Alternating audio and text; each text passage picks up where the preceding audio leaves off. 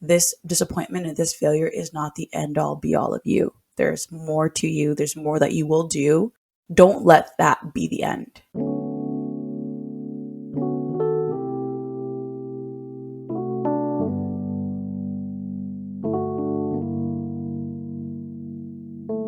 Hi, I'm Danielle, and welcome back to Making Space. Not just a podcast, but a place for honest, open conversations about where people have been and who they're becoming. So in today's episode, I'm tackling a topic everybody experiences, but nobody really likes talking about: disappointment. Although it can be easy to feel like you're the only one going through it, in reality, if you've lived long enough, you'll know that no one is a stranger to disappointment. For this conversation, I'm joined by my wonderful friend, Lois. We originally met during our freshman year of college in an a cappella group, shout out to Voices of Africa, but we lost touch after I left the group. At the end of my senior year, while preparing for my move to Boston, I found out Lois was also moving here for medical school. Once I got here, we reconnected and picked up right where we left off as workout and brunch buddies. I've quickly learned how ambitious, driven, and hardworking Lois is. She's someone that has accomplished a lot but can still speak candidly about her failures, which I love. In our conversation, we highlight the experiences that probably won't be included in the highlight reel of our lives, but are still notable and relatable. I hope it meets you where you are. So, what is something you have learned or that you're currently learning that you wish your younger self could have known?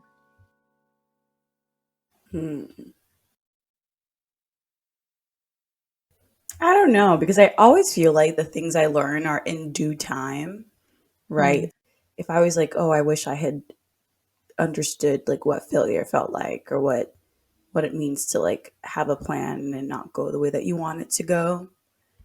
I feel like even if that happened to me earlier, and I think it kind of did, there was a certain way that I like handled it that I definitely would handle it differently now because I'm older, but it's because of time. Like, at least I feel like things happen in due time. So I wouldn't tell my younger self anything different. Just like do the thing that you're doing because you're going to get here in the way that you're supposed to get here. No, that's a good point. So you feel like you did experience it early on. At least, I don't know, I remember your story about like the valedictorian. I don't know if that's what you were referring to. Yeah. But Yeah. I feel like that's a pretty good example if you want to go into it.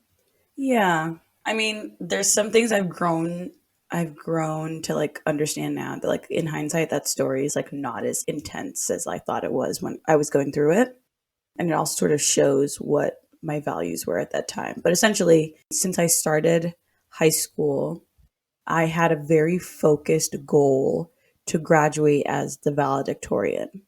And for me, that wasn't like particularly hard because school was really easy and I was able to balance extracurriculars and I was able to do everything that I wanted to. I was from like a really tiny rural high school where you can do everything. And just the way that I was raised and where we came from, we had previously been in like Maryland has a really good school system. I had really good foundational core skills. So like school for me in Carrizo, where we were from, was really, really easy. So it wasn't going to be hard for me to become valedictorian. At least I didn't think so. And I worked all 4 years. I genuinely enjoyed learning. I enjoyed competing. I enjoyed athletics. I enjoyed spending my time the way that I spent my time. But again, my entire goal was that I wanted to be valedictorian. My older brother was valedictorian, and I really wanted to be valedictorian. And they did this thing where they've never done it since and had not done it before, where they called all of us, 114 students, into the auditorium. They like called the top 10% of students to come to the stage, and they started announcing who was third, second, and first. And so this was like basically like in front of an entire audience of people. Like your classmates or? Yeah, my classmates, all of my classmates there, and some teachers and everything. And the thing that I think was like just really guttural, that was really severe for me, was that those last few weeks before the announcement was made, before we were called into the auditorium, I was like chronically going to the counselor's office and asking, what are my stats? What's my numbers? And she was like, you're first, you're first, you're first, you're first. And even the day before this whole thing had happened, I'd gone there and I'd asked her, what is my number? Where am I? And she was like, you're first. So I came into the auditorium expecting that I'd be number one. Yeah. But in front of an audience, in front of a crowd of people, she called me as number two, and everybody gasped. And even I was like shocked. And that wasn't just my first instance at disappointment. It was also my very first experience with public humiliation, because that's what it felt like. Because Mm. remind you that like we've never done that before, and we also didn't do it after. We didn't do the thing where you call everybody into the room Mm-hmm. and start announcing it like that. Usually people will like be told beforehand, they get a letter or something, but they don't like announce it in an auditorium. So for me, that was like really deep and like painful. And I think the thing that I was angry about was that, so in Texas, we have like independent school districts. So each school district gets to decide, what makes up a GPA, what makes up rankings. And I Mm-hmm. think they had changed it. Essentially, they changed it like the day before or something, because the student that beat me, love him, had gotten a B and I'd never gotten a B. So I was like mathematically, like, there's no way that you could be above me Mm-hmm. if the math was mathing. But if we changed it somehow, then like some things are way more than others. It could be whatever. I see. Again, I was really young, and it was my first interaction with not just disappointment, but public humiliation. Because everyone thought you were also going to be number one. Yeah. Yeah, I think it's like it was assumed Lois is going to be valedictorian. And although it wasn't like, oh, we're happy for her, we just sort of like knew based off of the math and based off of the way that she like operates and does her stuff. Mm-hmm. And I think I also felt very powerless, because I'm not someone who likes to like publicly do things unless I've have a little bit more control and I can control when it's introduced into the world. But that was like I felt really powerless and very like sad and disappointed and Yeah. humiliated. Yeah. So that was my very first interaction with disappointment. Woo. And I think, I mean, the point that you're making, like public humiliation, obviously it wasn't intentional. Like people were not going out there to humiliate you, but that is how it felt. And I think that Mhm. just makes it so much more difficult to get past, knowing that you experienced this disappointment in front of everyone else and they Yeah. all knew that you were shocked. Yeah. Yeah. So, how do you feel like your relationship with disappointment has changed over time, like since then? I think since that instance, I've become, I mean, a little less so now, but I was very guarded with things that had to do with me and my work and my success.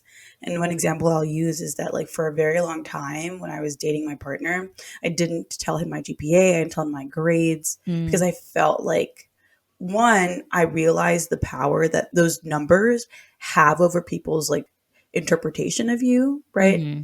Like when I was called number two, I felt like from that day forward, I either felt lesser than or I felt that other people perceived me as lesser than. Hmm. And so in college, when we were thinking about GPAs and like what your numbers are, I never told people those, because I was like, I am more than this number. And clearly, these types of numbers have a lot of power over how people perceive you or what they think about you. And I didn't want Yeah. that to be the case. I still feel that way a lot, actually. And it was similar with like MCAT scores or GPAs and all that. Mm. One thing that I'll do is when I talk to people, and I do a lot of admissions advising and counseling and whatever, I remind people that like these numbers are just like some small part of who you are, and they are not the end all be all of like what you do and who you are. Yeah. Yeah. No, I totally feel that point about how it makes you more guarded over like the information that you share. I think it's kind of interesting looking back.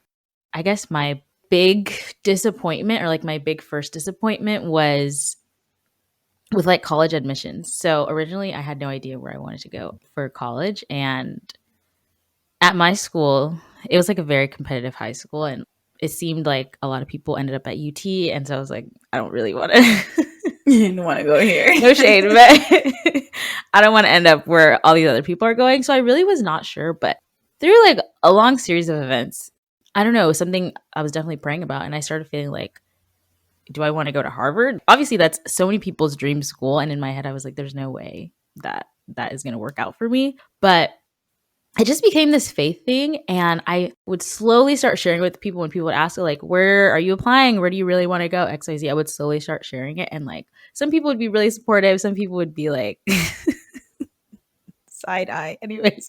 So it was like this whole thing. And then like accumulating up until when I found out that I didn't get in. And I think I was really disappointed, not in the sense that, oh, I should have gotten in XYZ, but just that I had so much faith and I thought that this is where God was leading me. And then it was like, actually, this is not it.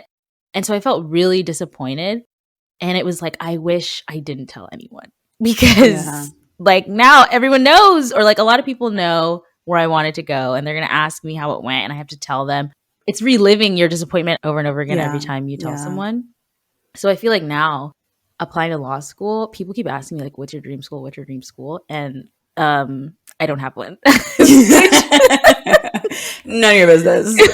no, which is like partially a form of like self-preservation, because it's like if you get your hopes up, that is an opportunity for you to be let down, for you to be disappointed. So maybe it's easier for me not to have a quote unquote dream school and just say, you know, wherever I end up going is my dream school, because I mean, that's just the way it was supposed to work out. But at the same time, in some sense, you have control over that because you're not applying everywhere possible. You're only applying to a certain number. Mm. And so whichever one you'll be happy with. But yeah. So just seeing how like my perspective has shifted since then. And in some ways, not saying that, you know, I'm jaded, because I'm really happy that I went to UT and like I'm really happy with how my education turned out because of that. But yeah, it's just interesting. No, yeah. I hear you. I feel like that similar sort of thing happened to me when I was trying to apply to business school because I thought I had this vision. I thought like God was really leading me in this particular direction. And I basically got the disappointing news twice because I was like, okay, no, this must be a mistake. Like God is still convicting me to do it again. Yeah. But I think something that I've also really learned is like in the process, even though I didn't end up like going to business school, I think in the process I learned a lot about what I wanted to do and what I liked and what my like calling was. So even though I'm not going to go through another like 2 years of schooling. Mm-hmm. I think I have a lot of the foundational pieces to still get my job done, still get the thing that I want done. So yeah, I think what I'm trying to say with that is that like with the process of disappointment, the reason I wouldn't tell my past self anything is because I think like the process of going through it and getting disappointed is still a lot of learning. So I can't like tell her something and give her advice in something that she hasn't gone through because it's the process of going through it that makes you wiser. Yeah. And it's also, I mean, I feel like I've heard people say fail fast, which is to say you're going to experience failure. It's going to happen, but you want to do it quickly. Let it happen, get through it, and then know that you can move on and like try something new. Even with like starting a business or whatever, that can take Yeah. like a bunch of iterations, but you have to get that practice of failing at something. And even with job searching, like just thinking about things that you can experience failure in your 20s. I even remember my senior year, I thought I knew what I wanted to do. Like, well, I knew generally like what field I wanted to work in. I knew I wanted to be in consulting. And so they all recruit like in September. So, beginning of senior year, you have to get everything together. And there was really only one company that I was interested in because of a department that they had. So I was like, okay, I'm going to apply there and like hope for the best and like see how this goes. And because it was September, it's like, if it doesn't work out, I have a whole year to make a backup plan or whatever. And lo and behold, I applied. I didn't hear back. And obviously, that was really disappointing because it was like, well, this was the one that I was hoping was going to work out and it didn't work out. So I guess I have to like go back to the drawing board and figure something else out. And it wasn't until like a few months later I found out about the company that I ended up working for and seeing that they were like so much more in line with my interests. So many things about that company were a better fit for me.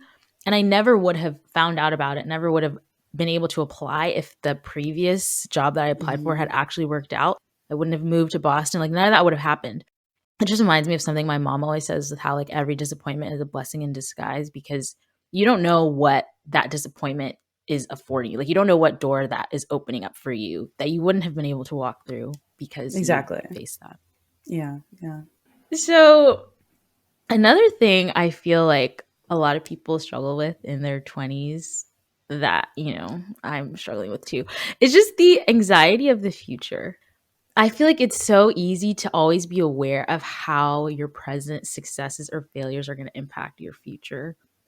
I don't know. How do you navigate that? Because you want to make plans for the future, like you said, either going to business school or figuring out, what you're going to do with the extra year that you have. If you're not in business school, how do you navigate the present while also always being aware of how that could impact the future? Yeah. I think something that's helped me is understanding that, like, so there's a framework that we've been using for a long time, which has been like, you do really well in school, you apply to stuff, you write good essays, and then you like put that in, and then you hope for the best and you pray. And that still feels sort of nebulous and intangible, and like sometimes it can work out, sometimes it doesn't work out, sometimes you like Mm-hmm. very clearly earned it, and sometimes you're like, I don't know. I think something that I've been learning as I go through is that like a lot of the things that could make or break your future are very social. And I used to like not like socializing, but I'm like, it's actually a strong skill. And what I mean by that is that maybe you write an essay a certain way, and somebody who's either gotten the scholarship before or the opportunity before, or somebody who's on the board can talk to you and say, well, actually, I think it's better if you write it this way, or Mm-hmm. connect with these people and talk to these people. And one of the reasons I actually chose medicine over law was I assumed that it was going to be more objective, like it was just numbers, just Oh. grades. Mm-hmm. But I'm learning that that's in fact not the case. That there's a lot of like mentorship and advising and knowing a person and knowing people that can make this nebulous thing more of like a very concrete assurance.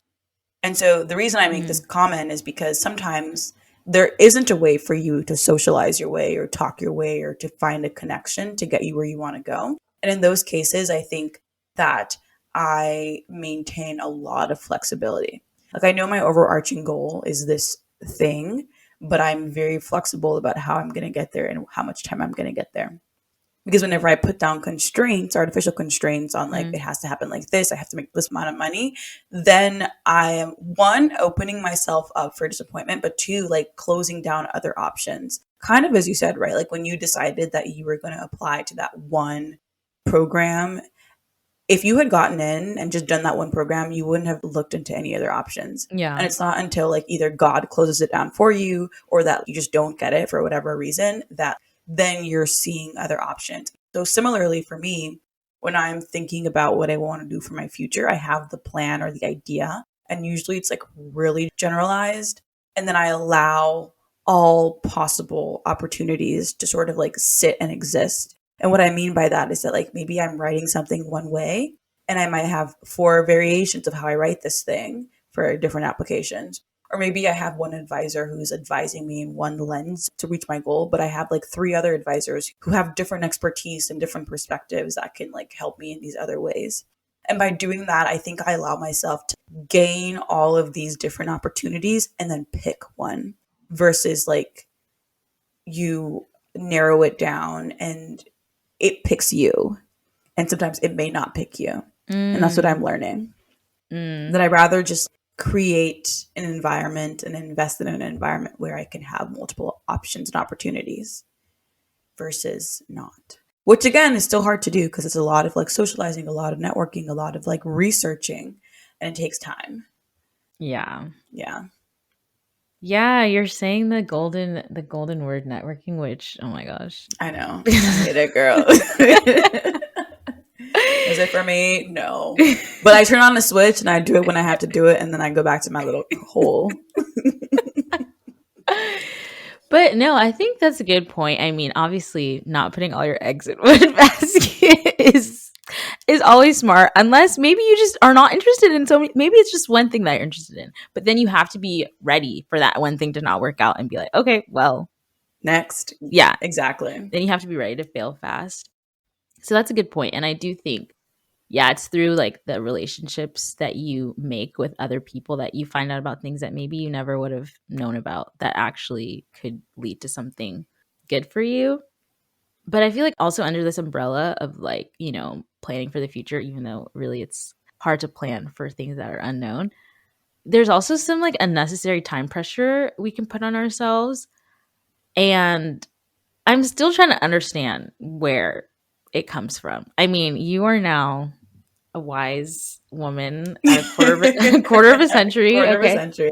Like, where does this time pressure come from? Why do we have these milestone ages where we decide like XYZ has to be done by this Yeah, point?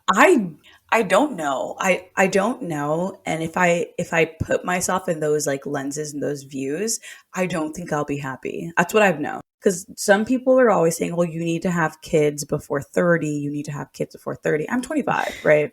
Girl, that's 5 years left. And I am not trying to have a little gremlin running around. No, no, no, ma'am. And I feel like if I did, I would be unhappy. I wouldn't be able to love that child the way that I would want to love that child. Mm. And so similarly, people are like, you need to be married by this particular age. I'm blessed to have a partner. But again, I wouldn't want to rush it such that we're now like both unhappy Mm. in a way that we could still exist happily. And what I mean by that is like when I envision like what my marriage would be like, it would be we're both in the same place, same house, Yeah. same like everything. And right now I'm in a long distance relationship. And so if I were to rush to get to that, I may close again all the doors and opportunities that I have for myself to either like be a better doctor, learn more medicine, learn more science, or help other communities. And so, yeah, I think taking your time, understanding that like you can't do everything all at once and these numerical arbitrary benchmarks. I mean, some of them have some weight to it, right? By like 30, 35, your eggs, I don't know what's happening at that point, but you can freeze those babies. You- Freeze them babies and like move on, right? Like I think modern medicine and science has gotten to a place where like you don't have to necessarily rush yourself in that way. Yeah, that's what I'll say about that. I similarly think that like these numbers that we put on ourselves are compared to other people again, yeah. and it's like Yeah. the comparison is a thief of joy. Yeah. I want to do something younger than the other person who did it. Like maybe your brain is not fully developed yet to be doing that thing. Oh my gosh. Maybe you have more steps that you need to go through to do that thing and do it better. The person who did the thing that you're doing did it in a different environment where maybe it was easier to have a startup or maybe it was easier to do X, Y, and Z. And now it's a little bit more harder and it's more saturated. Mm. So it's just things like that to like really appreciate the environment that you're in and to know that you decide what time you want to do stuff and you don't have to rush it in a way that would make you unhappy.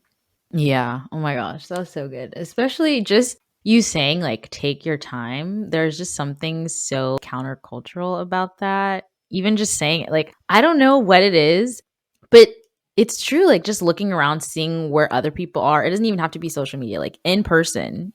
You see where your friends are at, you see what they're doing. You look at yourself and you're like, so this would be a good time for me to do this. Or, like, if they're already doing this, then maybe I need to plan for that. And so it's just like always thinking about the next and the next and the next and not really being present where we are and realizing that you have a long life. You have so much time. Obviously, no one wants to be 35 with a 2-year old. No, that's young. Oh my gosh, no, no. No, but like maybe some people really it's not their ideal life to go back to school at the age of 37, which, you know, makes sense.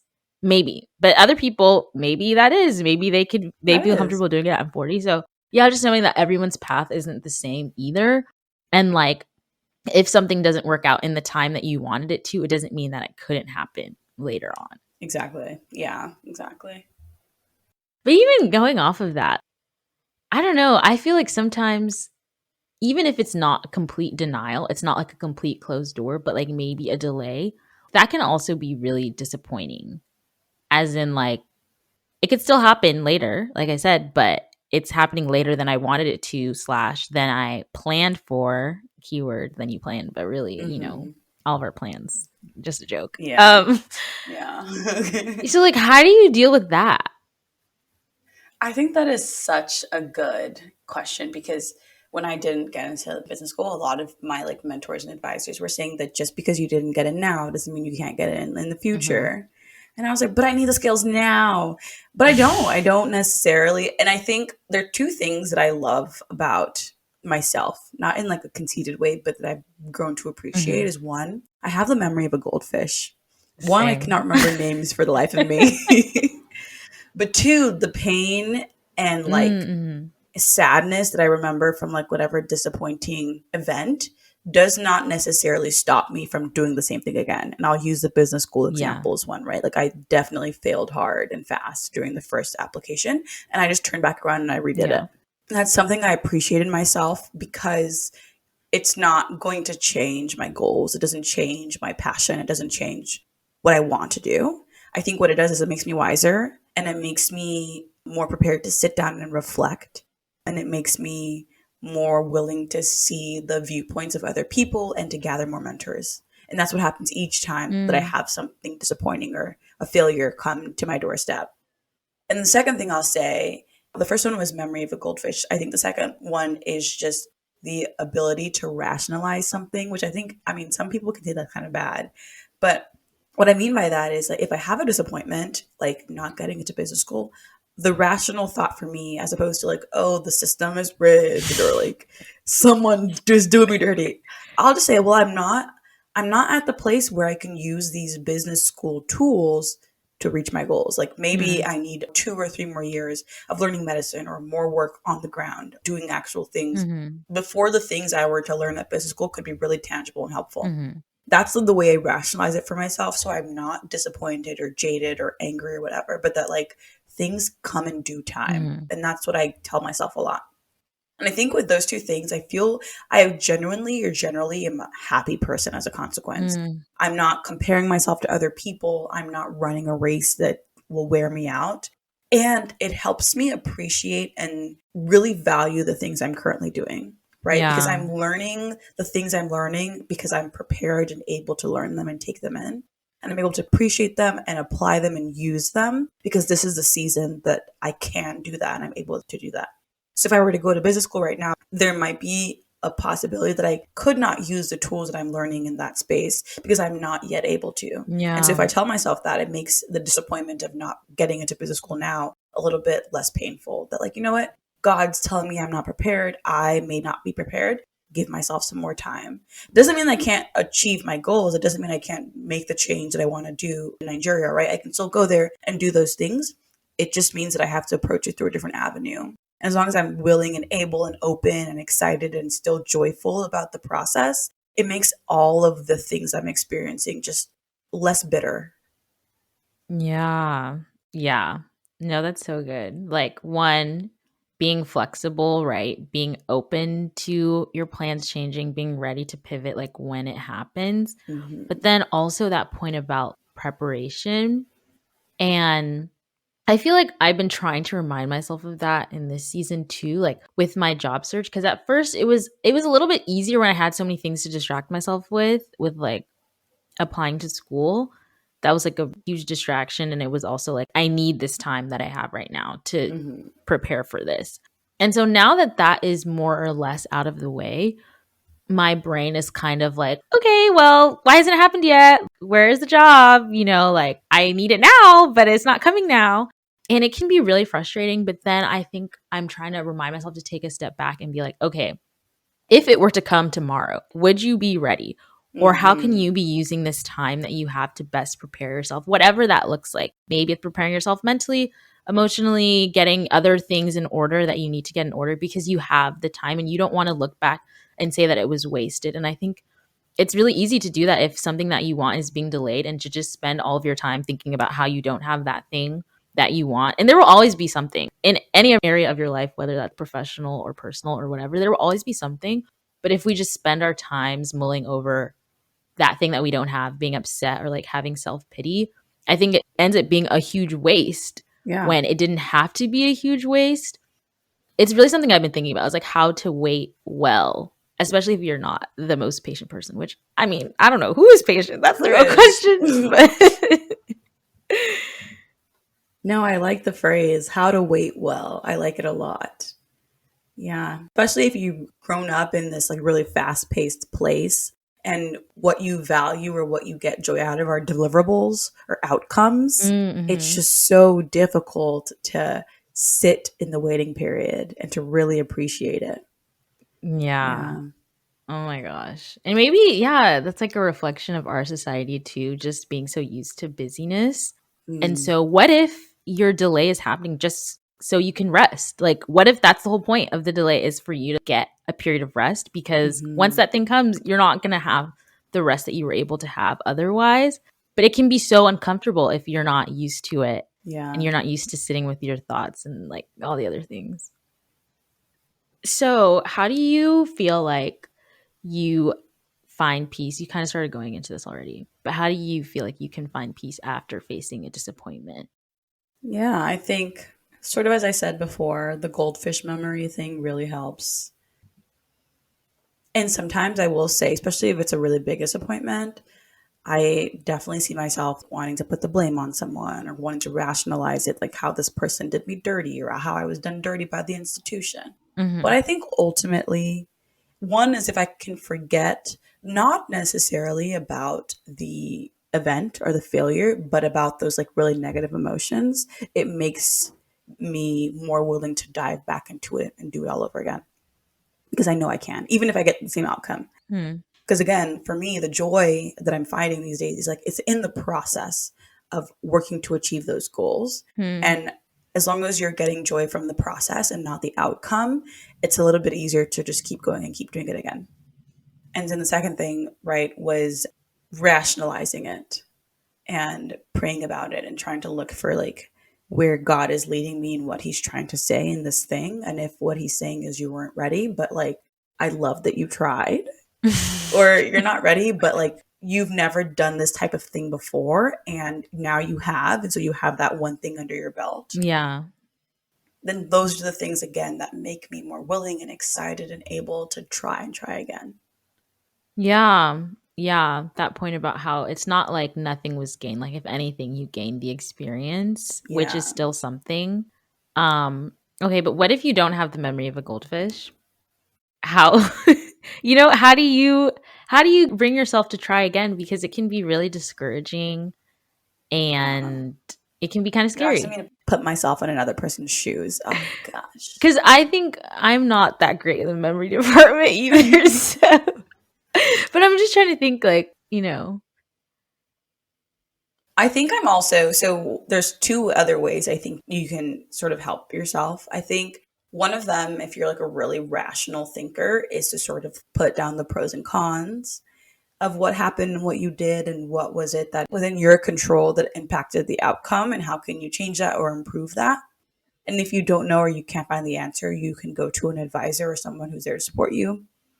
That's one way that I also do it too, is just like a really rational person. I just put these things on a piece of paper on a list, and then I go to somebody that is my mentor or someone I look up to and I feel mhm, safe with, and I can sort of talk about these things. And some of it, it's not even like, oh, I have this GPA or oh, I have this grade. Some of it's like I feel like I am less capable than my counterparts. And they can talk you through that sometimes. Like, mhm, what about that feeling? What about what you've done or not done makes you feel this way? And what can we do and how can we either leverage it or change it or improve it? So I really mhm, like those types of discussions. They're very like strategic, personal discussions.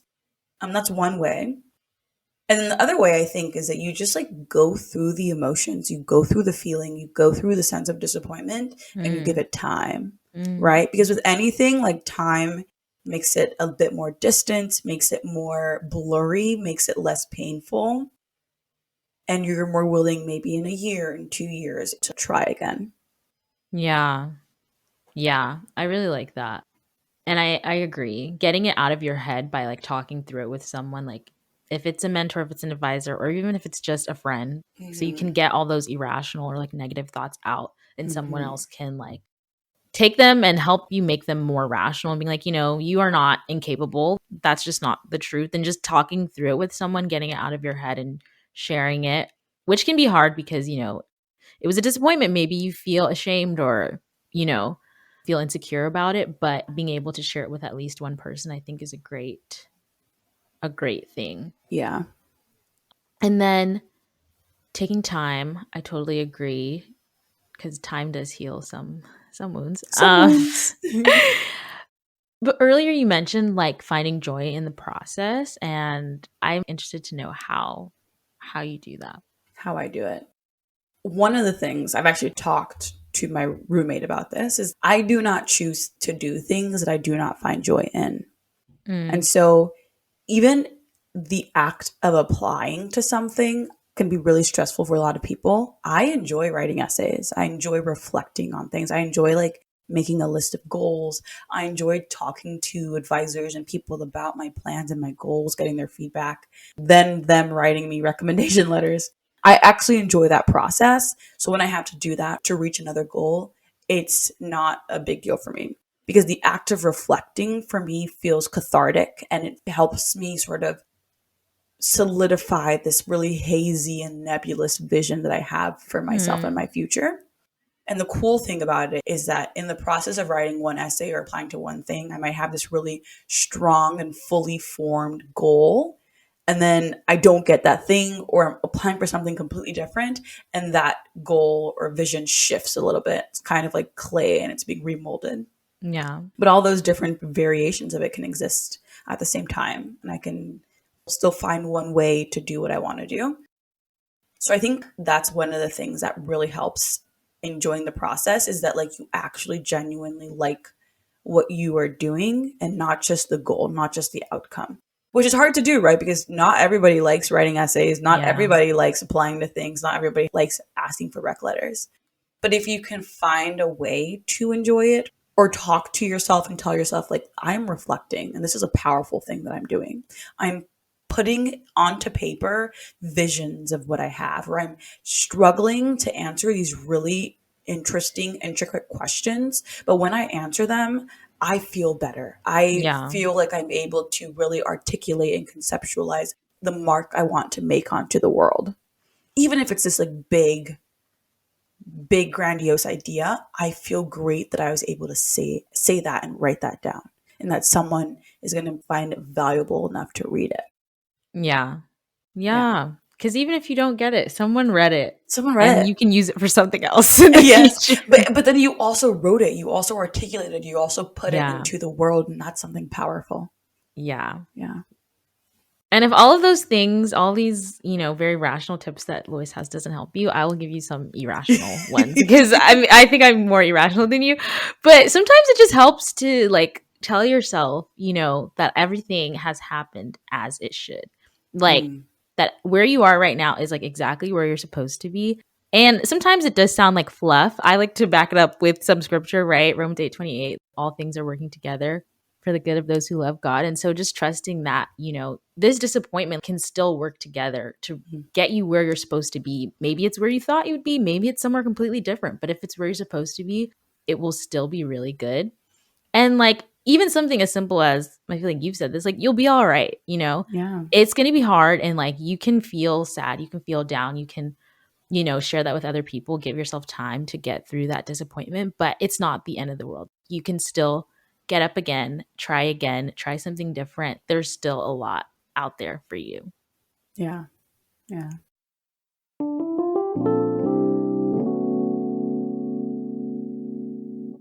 Okay. Is there anything else on this topic that you wanted to touch on that we didn't yet? Mm. I will say, just thinking back to like my younger self, I actually did find or think about something I would tell her. Mm, And just to tell everybody else who's listening too, that the disappointment in that moment, no matter how like visceral and hot and painful it could feel, is not the end all be all of you and your life and your existence and what you can bring into the world.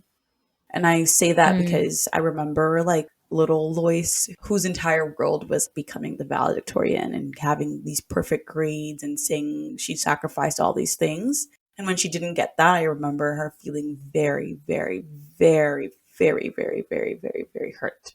Like in a yeah. way that I don't think I've ever felt before and have not Mm, felt since.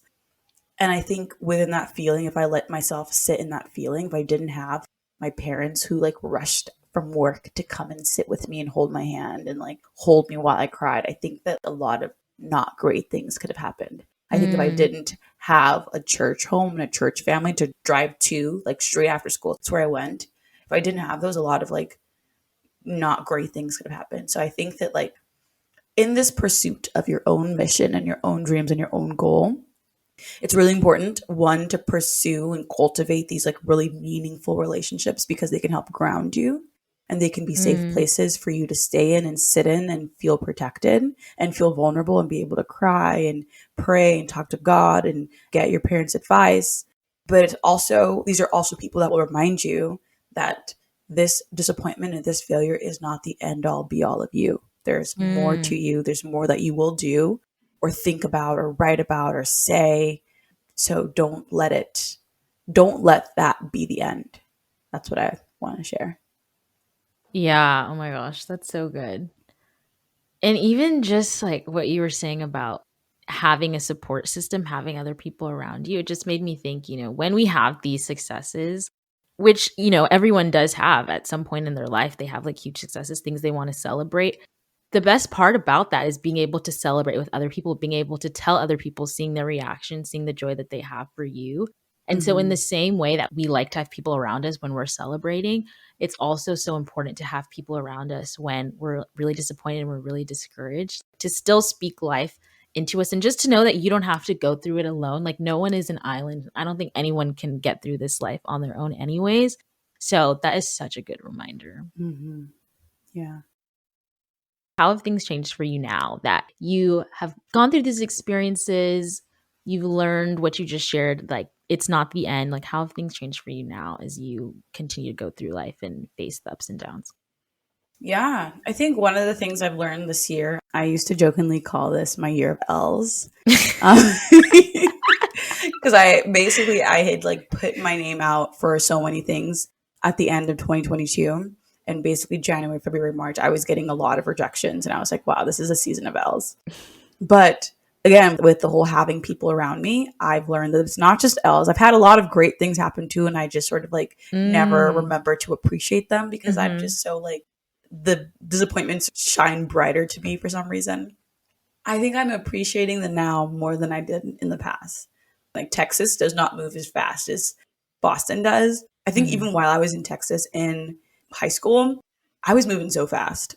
Even in college, I was moving so fast, and I felt like Mm. everybody was moving slow, and I was like, I'm gonna leave all these people behind.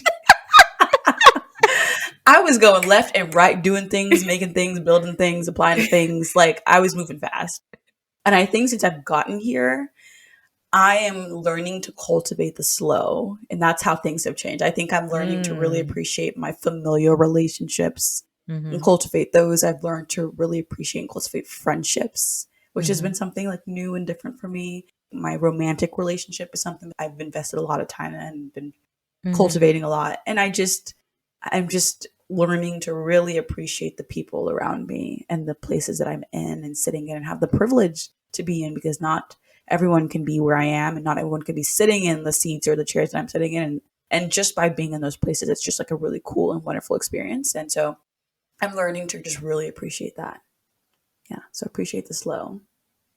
Yeah, I love that. And I think what you said about, it's so easy for us to dwell on the bad things and like miss all the good things because there are still good things going on. But maybe it's when you slow down, like you're saying, that it's easier to notice those. Yeah. Something I'm taking away from our conversation is that there's purpose in disappointment, even though it sucks and probably doesn't feel like it. I'd love to know your thoughts on this episode and your best advice on overcoming failure and disappointment. If you're listening on Spotify, you can comment in the Q&A box. You can also reach me via Instagram at the Making Space Podcast, where you can follow for more content. Special announcement that my next episode will be the season 1 finale of the podcast, which is insane to say, but I will be back next year. So please follow the podcast wherever you listen so you're notified when new episodes are released. Rate the podcast 5 stars and share this episode with someone who would benefit from hearing our conversation. Thank you so much for being here, and I'll see you on the next episode of Making Space. Bye!